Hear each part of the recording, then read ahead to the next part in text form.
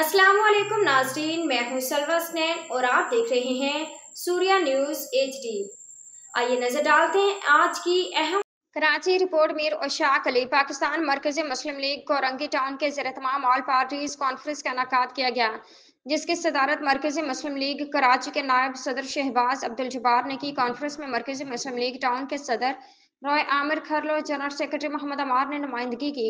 All parties conference में peoples party से अशरफ भट्टी, मुस्लिम league नून से मोहम्मद शाहीन, जाफर या अलाउंस कोरंगी लांडी के फोकल पर्सन जनाब नजर चाचा, उनके साथ जनाब आसिफ मीर कोरंगी प्रेस क्लब से Mir Ushaq Merani, Muslim League Functional से डिस्ट्रिक्ट सदर Chaudhry Tanveer, National Peace Alliance Yusuf, Pakistani Tehreek Jawanan Pakistan Karachi के नायब सदर आमिर कुरैशी, MQM पाकिस्तान, MOC के ज़िले सदर शकील शेख हकीकी, कौमी मूवमेंट से असलम साहब, ANI के कराची के जनरल सेक्रेटरी जनाब समेत आलम साहब समेत तमाम सियासी मजहबी जमातों और ताजिर बरादरी ने शिरकत की।